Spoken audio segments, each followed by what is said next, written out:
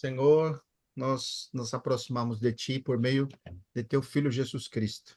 Amém, Senhor. Nós somos Amém, Senhor. tão gratos pela Tua infinda misericórdia, por Tua Amém. abundante graça derramada sobre nós, Amém, pelo Senhor. Teu Espírito que nos guiando a toda a verdade e pela Amém. abundância da Tua palavra. Nessa noite, nós Amém. estamos Amém. totalmente abertos a Ti, a Tua palavra possa ser reinante, operante em nossa mente, nosso coração, nos conduz mais e mais ainda, Senhor. Queremos mais do Amém. Senhor.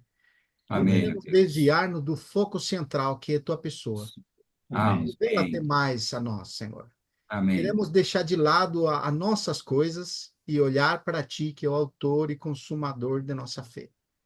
Lembrando Amém. todo aquele trilhar que o Senhor fez para nos alcançar.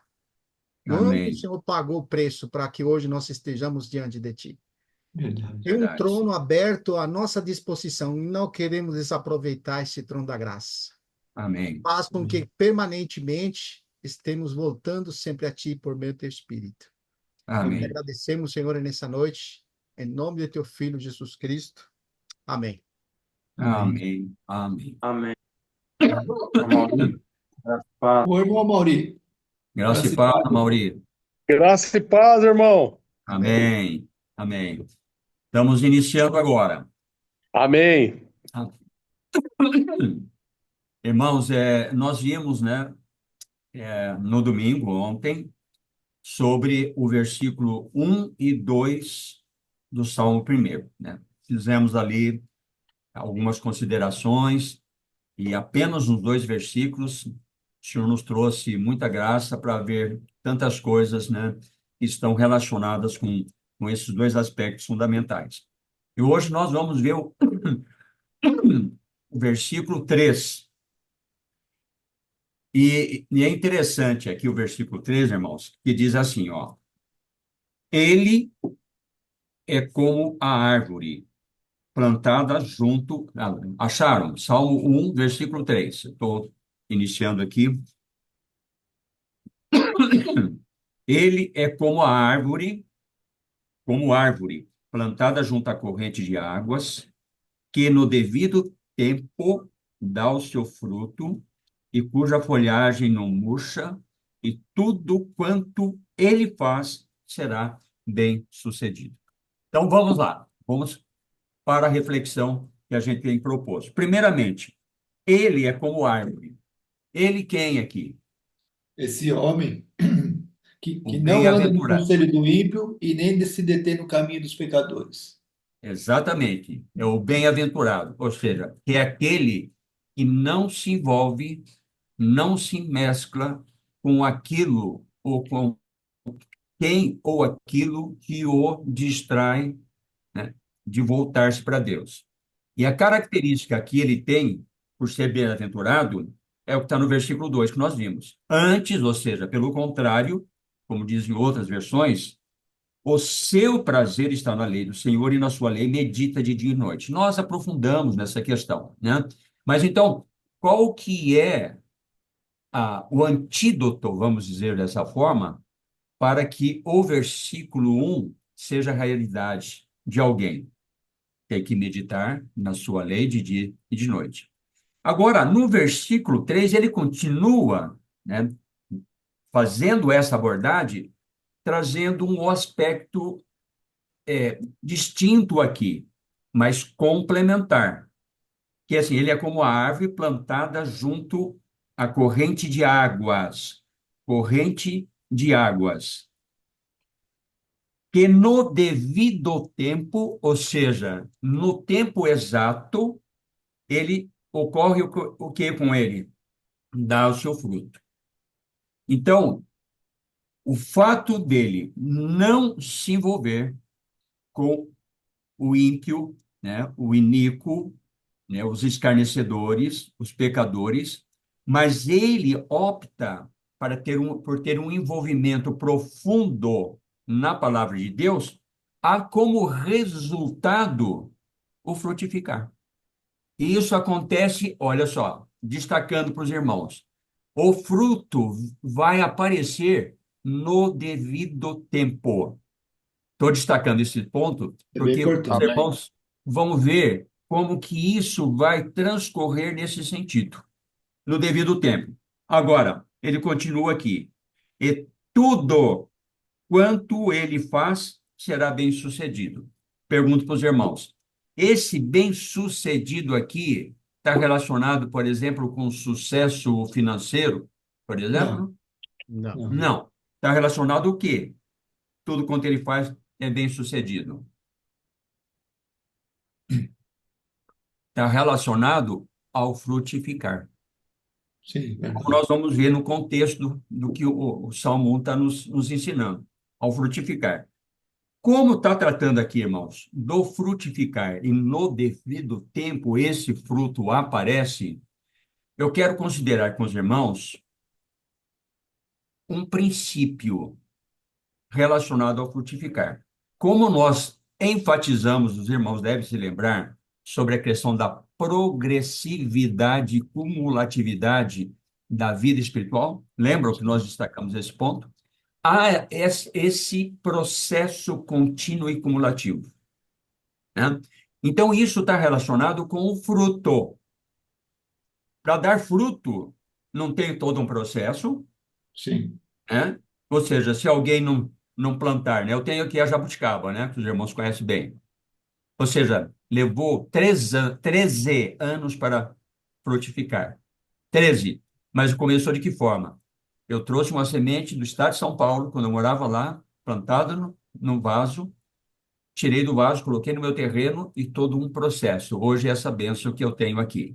Então, tem todo um processo. Então, essa progressividade e cumulatividade está envolvido naquilo que está nos ensinando aqui. E aí nós temos que tirar as lições para nós. Então, nós temos um princípio da semeadura. Qual que é o princípio da semeadura? É o que está lá em Gálatas, capítulo 6, versos 7 e 8, que diz assim: não vos enganeis, de Deus não se zomba. Aquilo que o homem está semeando, isto ele vai colher. Aquele que semeia para a sua própria carne, da carne colherá corrupção, que é morte eterna. Mas aquele que semeia para o espírito, do espírito colherá vida eterna. Então, vocês percebem que há um resultado proveniente a uma semeadura. E a semeadura acontece quando, irmãos? É durante o nosso percurso, nessa caminhada que nós estamos. Nessa caminhada, tudo que nós fazemos, pensamos, falamos, nós estamos semeando.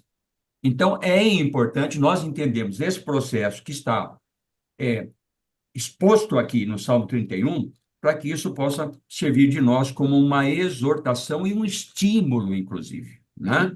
aqui o semear aqui no Salmo é meditar de dia Aham. e de noite. De É dia e noite. o semear de dia e de noite, né? O, De o dia e semear noite. aqui. Isso. E é interessante que esse semear, que é, né, buscar, né, a lei do Senhor, ela tem uma característica, né? Ou seja, o seu prazer, o seu deleite, o foco da sua vida, aquilo que de fato ou atrai,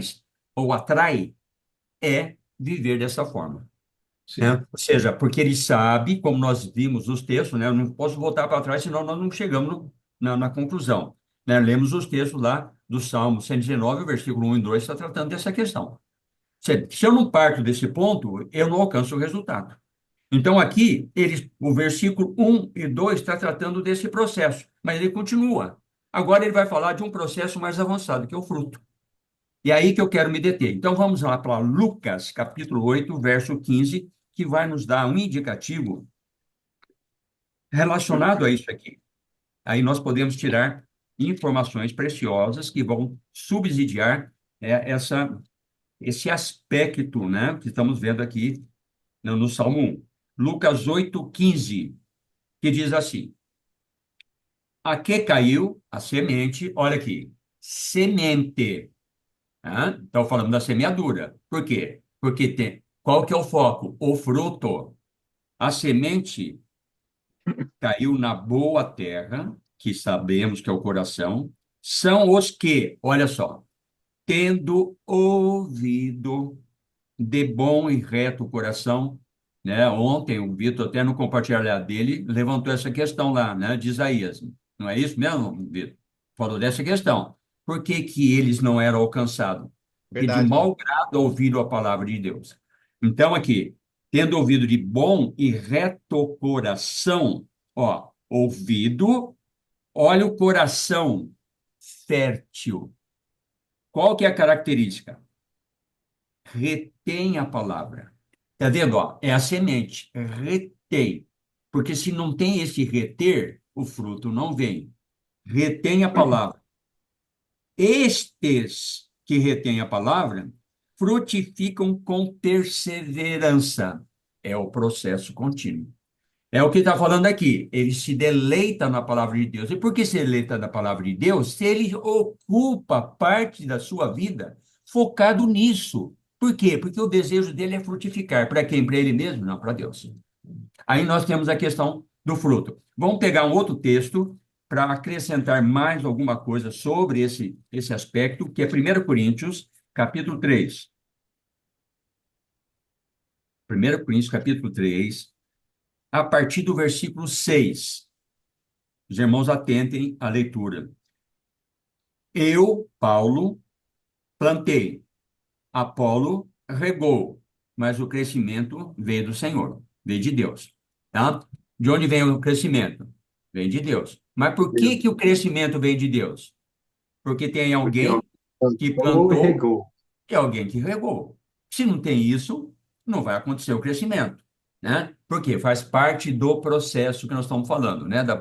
Da progressividade, né? E da cumulatividade, ou seja, é uma etapa. Você não tem como colher o fruto se não houve a semeadura, né?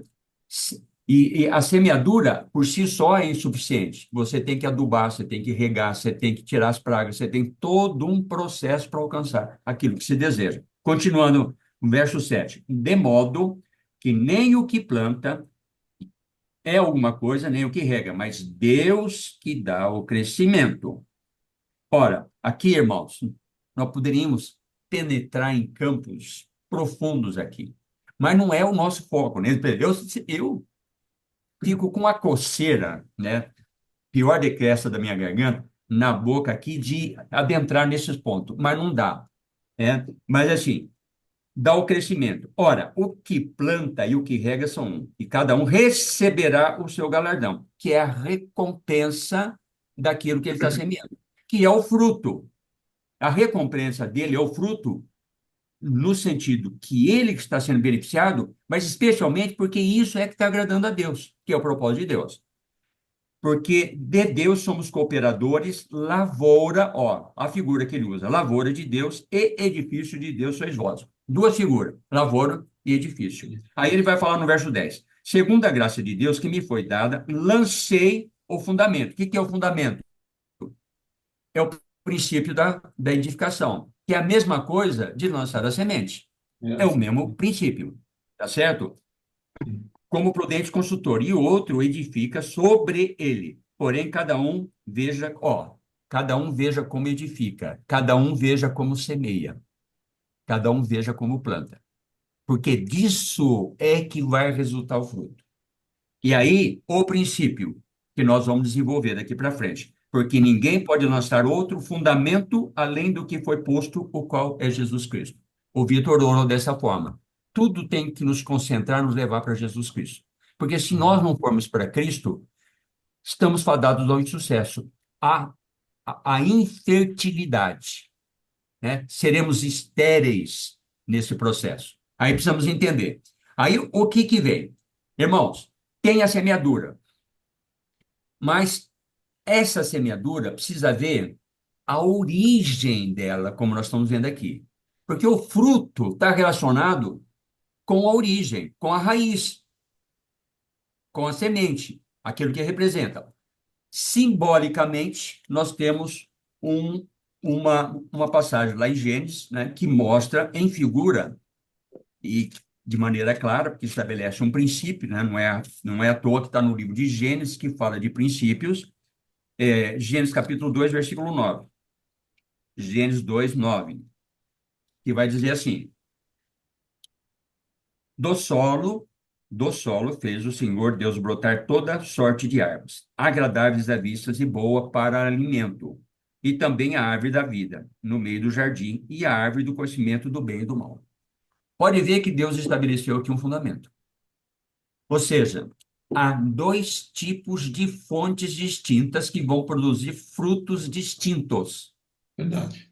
Aí nós temos exemplo do que Abel produziu como fruto e o que Caim produziu como fruto, em função desta origem aqui.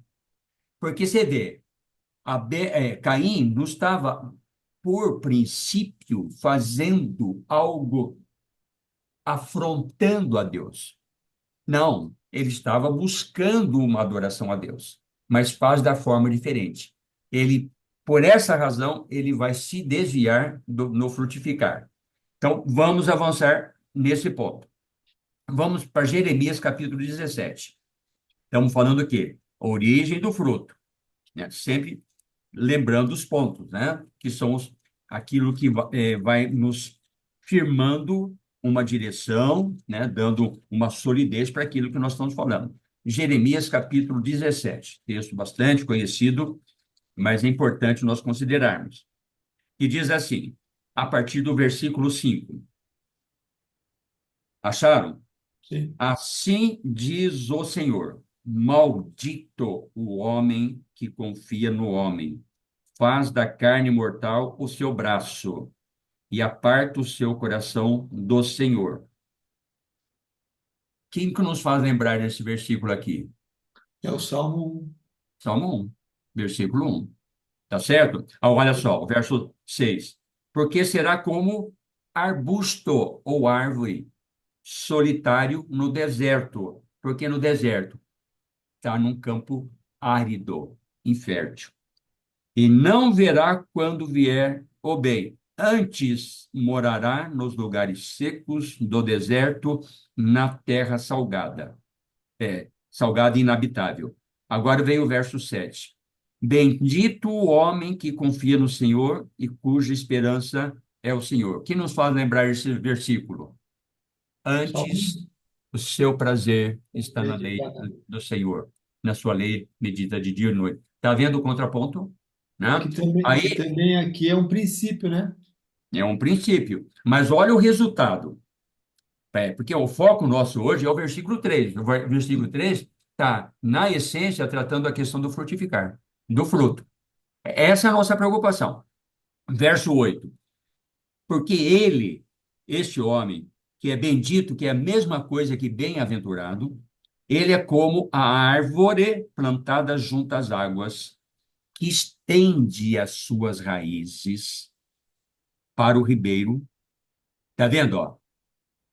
Ele lança a raiz, ele se apoia, ele se alicerça no quê? No ribeiro, vamos ver o que é esse ribeiro, e não receia quando vem o calor. O que é o calor? Lembra lá da parábola do semeador?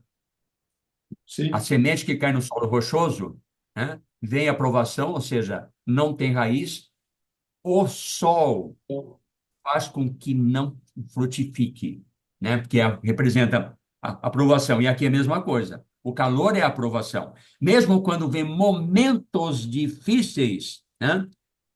Mas a sua folha fica verde. E no ano da sequidão, ou seja, nos momentos mais difíceis, não se perturba nem deixa de dar fruto. Então, para onde ele está lançando a raiz? Para o ribeiro. O que é esse ribeiro, irmãos? Ó, em ti está o manancial da vida. Manancial da vida. Na tua luz vemos a luz. Salmo 36, 9. O manancial é ele. Por isso que nós temos que estar focado. Onde é que eu vou me apoiar?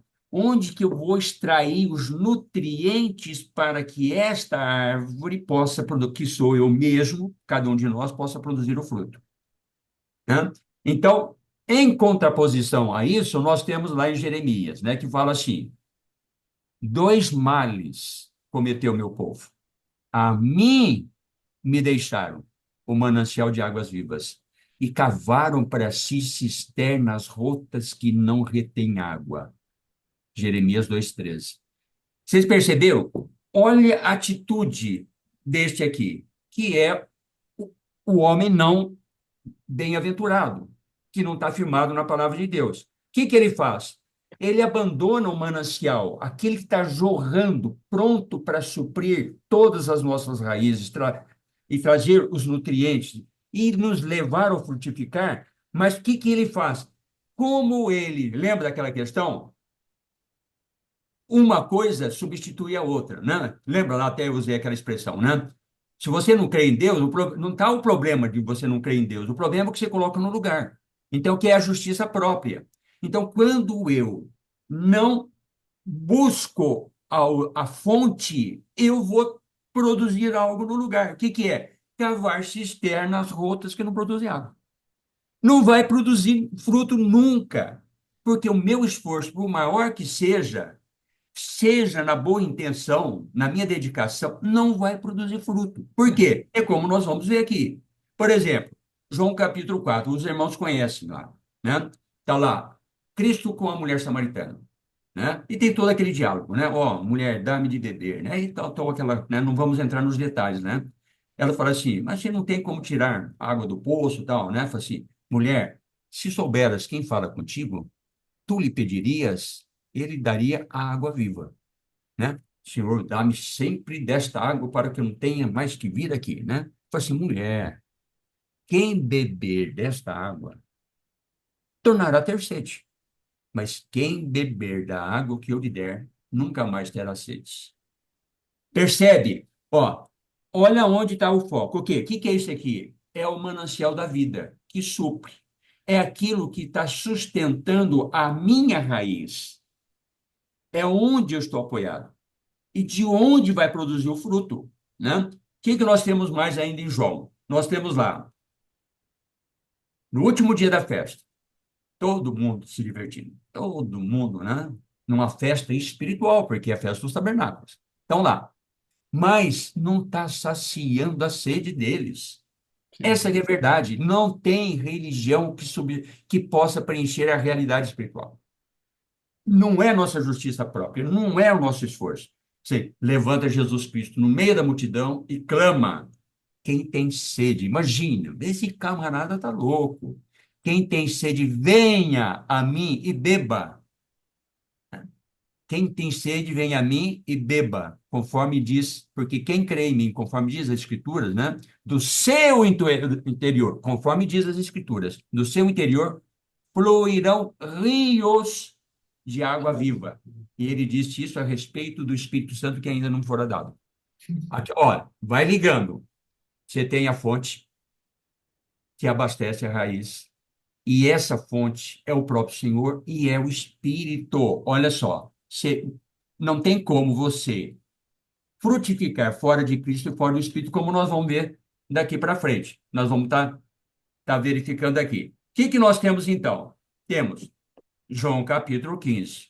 Todo mundo conhece, né? Assim, ó, assim como não pode o homem dar fruto, melhor, não pode o ramo dar fruto de si mesmo. Olha a questão, cavar cisternas rotas. De si mesmo, se não permanecer na videira, assim também, tão pouco vós o podeis dar, se não permanecerdes em mim, porque sem mim nada podeis fazer. Vocês percebem, irmãos, aonde que está ainda a questão do fruto? O problema não é o fruto, mas aonde que eu estou sendo sustentado, qual que é a fonte do frutificar. Aí que corre no nosso maior erro, porque nós Porque temos uma tendência. as duas fontes frutificam. Sim, Esse é o problema, né? A questão. Então, o problema não é o fruto, né? É a exatamente. semente que você acolhe, né? Isso. E nós temos uma tendência, irmão, todos nós, uns numa medida maior, outros menor, mas assim, nós temos uma tendência de ir no lado de fazer algo para Deus. Há um apelo, porque isso traz uma certa satisfação para nós. Porque eu fico com aquela sensação de dever cumprido. de que eu Estou no sou caminho merecedor. certo. Hã? Estou no caminho certo. Ou seja, né, eu mereço alguma coisa. Talvez não pense desta forma, mas esse é a essência da questão, né? E isso está repleto em todas as escrituras, né? Nós não podemos entrar nesse ponto agora, né? Agora vamos ver mais um elemento que deixa claro a questão do frutificar. Vamos para Colossenses, capítulo 1. Colossenses, capítulo 1, versículos Colossenses 1, versículos 5, 5 e 6, que diz assim: por causa, verso 5 de Colossenses 1, por causa da esperança que vos está preservada nos céus, da qual antes ouvistes pela, pela palavra da verdade do Evangelho. Eu gosto demais dessa expressão, porque essa palavra aqui, ela vai além da simples questão do Evangelho. Ela aparece 3 ou 4 vezes, essa expressão. Aparece aqui em Colossenses, em Efésios capítulo 1, verso 13, né? A palavra da verdade, o Evangelho da vossa salvação. E é muito mais profundo, porque você vai no âmago daquilo que Deus deixou estabelecido, que é o norte, a direção, é o fundamento para ir na direção de ter o pleno conhecimento de Cristo e, portanto, frutificar por meio dele. Vamos seguir. Verso 6. Que chegou até vós essa palavra da verdade, como também em todo o mundo, ó, está produzindo fruto e crescendo, tal como acontece entre vós, desde o dia que, olha só, lembra lá de Salmo 3, que dá fruto no devido tempo. Sim. Qual que é o tempo? Irmãos, destaque isso, porque isso é importantíssimo. O devido tempo não tem fruto antes do tempo. No devido tempo. Quando? Em que ouvistes e entendestes a graça de Deus na verdade. Entendestes a graça, que já estudamos sobre a graça, que é o que leva a frutificar, de Deus na verdade, que é o alicerce, é o fundamento onde nós nos apoiamos. Vamos pular lá para o verso 9. Por essa razão, também nós, desde o dia em que ouvimos, não cessamos de orar por vós e de pedir que transbordeis de pleno conhecimento da sua vontade, em toda sabedoria e entendimento espiritual. Olha, essa base, com que propósito? A fim de viver de modo digno do Senhor. Primeira coisa, eu não posso viver de maneira digna ao Senhor se eu não tenho essa base. Segundo, para o seu inteiro agrado. Outra coisa, frutificando em toda boa obra e crescendo no pleno conhecimento de Deus. Vocês observaram aqui a questão do frutificar? Agora vamos passar para um outro ponto. O que nós temos lá? Será bem-sucedido. E vimos que o bem-sucedido está relacionado com fruto. Com isso em mente, irmãos, vamos para Tiago. Tiago, capítulo 1, versículo 15. Não, Tiago 1, 25. Mas eu vou ler a partir do versículo 23, 22. Porque eu preciso estabelecer nesse versículo aqui, fazer um link com Salmo 1, versículo 1, 2 e 3. Fala assim, ó. Tornai-vos, pois, praticantes da palavra, e não somente ouvintes. Também a questão medita dia e noite na palavra. Ele está envolvido com aquilo lá. E por isso está frutificando no verso 3, né? Não ser somente ouvintes, enganando a vós mesmos. Por quê? Se alguém é somente ouvinte da palavra e não praticante, assemelhe-se ao homem que contempla no espelho o seu rosto natural, pois a si mesmo se contempla, se retira e para logo se esquece como era a sua aparência. Ou seja, é algo muito superficial, né? E fora da realidade, né? Que pode trazer essa experiência de ser praticante. Verso 25. Mas, ó o mas aqui, É aqui, antes, o seu prazer está na lei do Senhor. Está vendo? Você tem um lado negativo aqui, mas vem o contraponto. Na Bíblia é sempre assim, irmãos. Esse é um princípio. Nós sempre temos que destacar na Bíblia os princípios, porque ele, quando eu tenho isso claro, tudo mais vai clareando, porque vai dando o princípio de interpretação dentro da linha da verdade, né? Que é a palavra da verdade, o evangelho da vossa salvação. Então, o que que ele vai falar? Mas aquele que considera atentamente, tá vendo? Ó, atentamente, o que que é? Medita de dia e noite. Na lei perfeita, lei da liberdade, e nela persevera. Olha o processo contínuo. Não sendo ouvinte negligente, mas operoso praticante. Esse será bem-aventurado no que realizar. Igual o Salmo 1, tá certo? Será bem-sucedido em tudo que fizer. Por quê? Porque, olha, é interessante a expressão, ó, considera atentamente na lei perfeita. É na lei, não é sobre a lei, é na lei, ele está dentro da lei, dentro da palavra. É o habitar ricamente em vós a palavra de Cristo. Aí ele absorve. Por quê? Porque ele está na raiz, está na fonte. Sim. E esta fonte é que vai produzir. Por isso que ele é bem-aventurado. Olha o bem-aventurado aqui, lá de Salmo 1. No que ele realizar, é o verso 3. Né? Agora, veja bem. Vamos para a 2 Timóteo, também e puxando dentro dessa linha aqui, será bem-sucedido naquilo que realizar.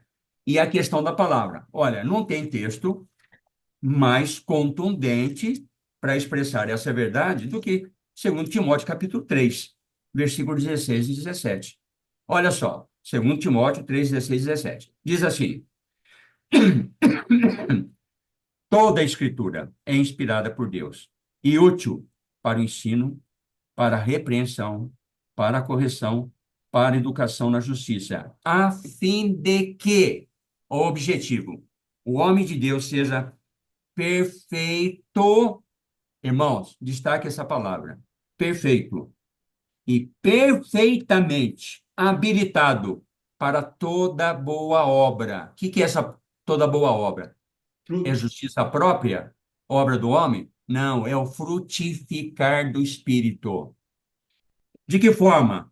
Ele estando focado, sustentado na palavra.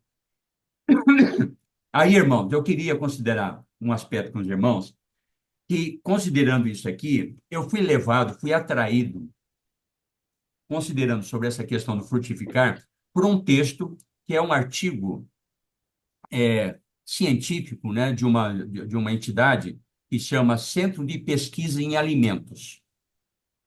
E me atraiu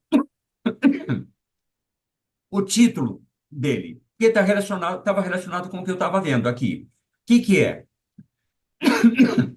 A questão, para frutificar no devido tempo, eu tenho que estar maduro. Só o fruto maduro que é fértil. Então, olha aqui que esse texto diz, eu vou ler para os irmãos, ele é curtinho, eu vou ler, mas olha o texto, o título do texto que foi que me chamou a atenção. Diz assim, o amadurecimento das frutas é uma forma de sedução das plantas. Olha que interessante. Aquele que está maduro seduz. O fruto maduro seduz. Olha o que ele vai dizer. Olha, é um texto muito longo. Eu tirei só um pedacinho pequenininho. Ele fala assim: quando você compra uma fruta na feira ou supermercado, de forma consciente ou não, considera características como cor. Você vai comprar um mamão, você pega o avermelhado, você pega o verde, né? É mesmo? A cor, aroma, Sim. sabor, textura do alimento na escolha. São os chamados atributos básicos de qualidade sensorial, ligados à sensação. Mas você sabia que está sendo, de certa forma, seduzido pelos frutos para escolhê-lo? Gente, olha só que interessante.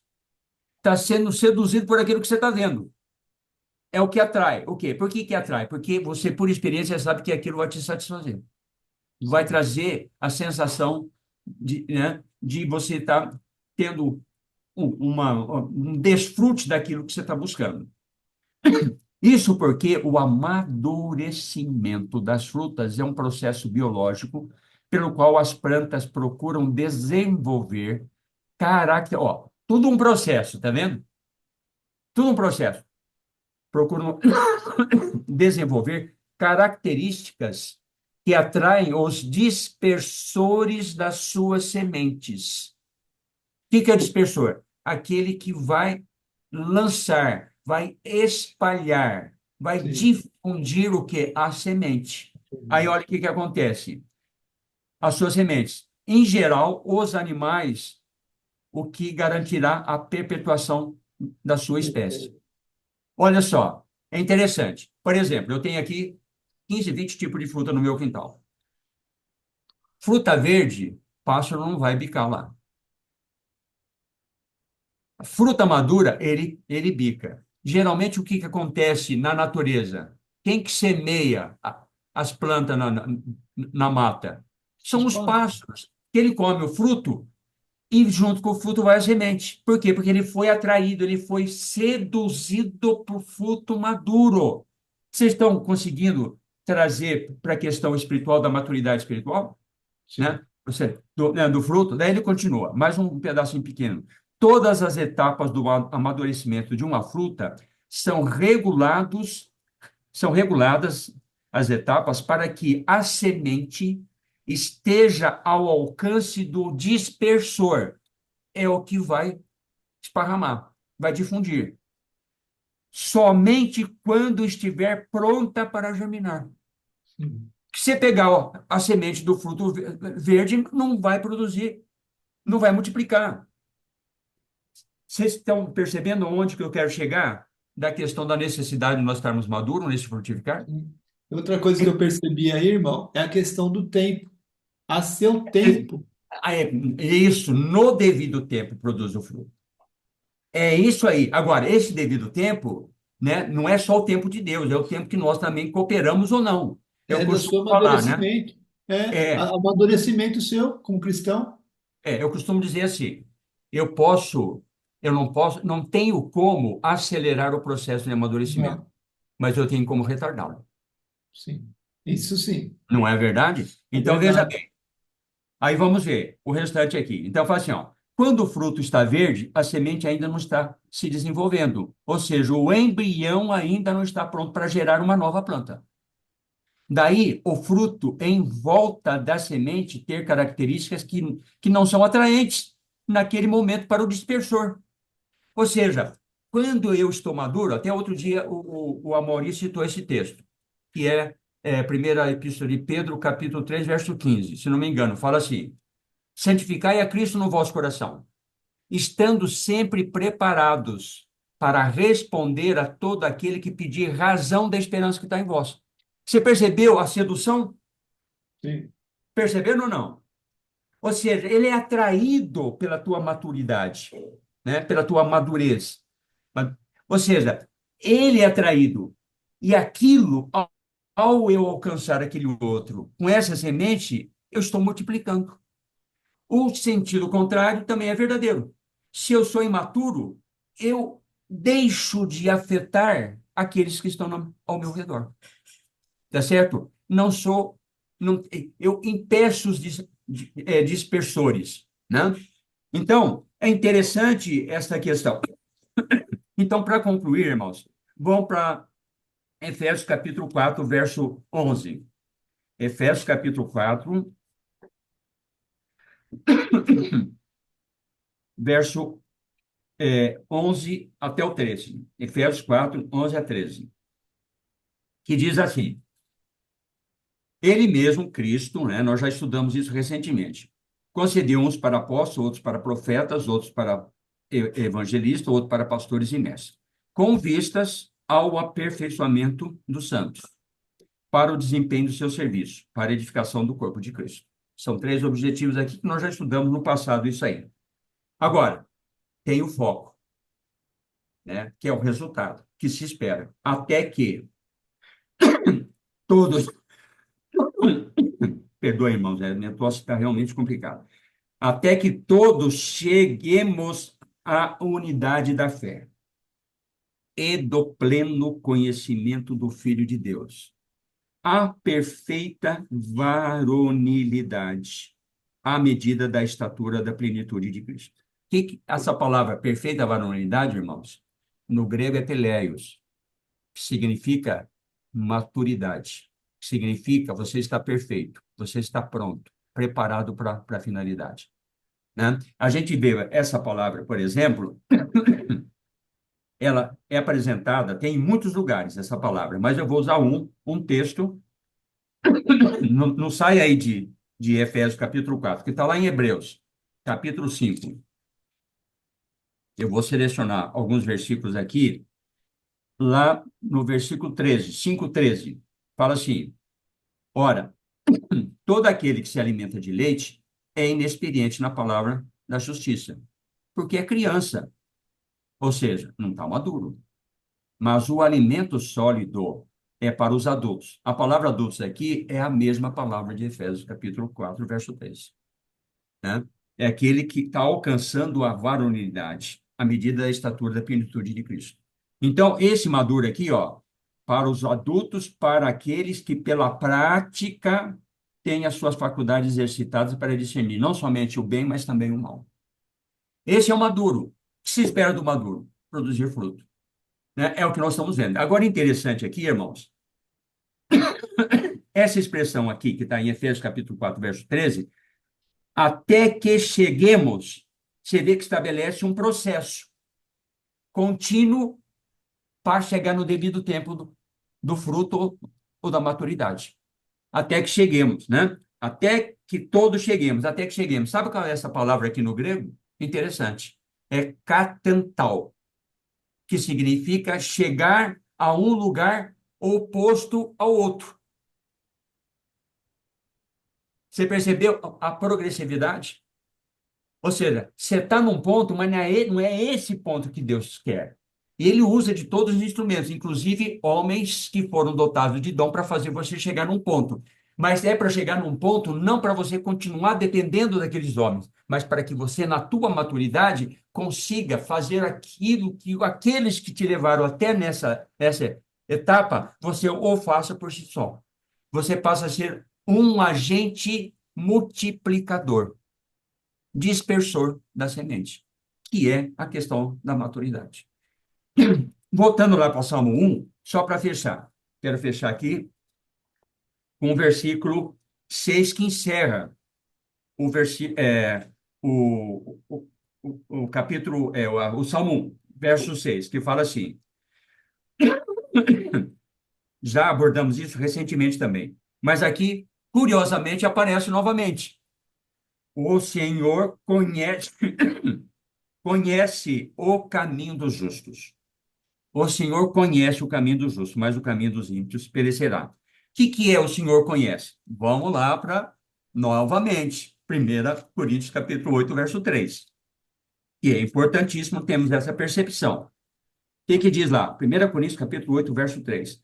Mas, se alguém ama Deus, esse é conhecido por ele. Lembram quando nós abordamos essa questão? É conhecido dele quem? Quem ama a Deus. Qual que é a característica de quem ama a Deus? João, capítulo 14. Vamos lá. E aqui eu vou encerrar. Mesmo porque eu não estou aguentando mais falar, irmão. João 14, o quê? João 14, 21. João 14, 21. E diz assim. Vou ler conforme a versão literal. Aquele que está tendo os meus mandamentos e os estão guardando, esse é o que está me amando. E aquele que está me amando será amado do meu Pai. Está vendo a questão do amor? Eu posso ser conhecido por Deus. Eu posso ser íntimo de Deus.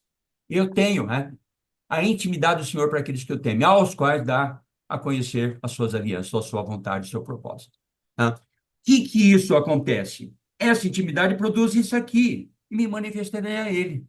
Aí, o versículo 23. Respondeu Jesus: se alguém me ama, guardará a minha palavra, e meu Pai o amará, e viremos para ele e faremos nele morada. Irmãos, se eu tenho o Espírito, que fala no verso 17, Cristo e o Pai habitando em mim, que é que vai sair desta árvore?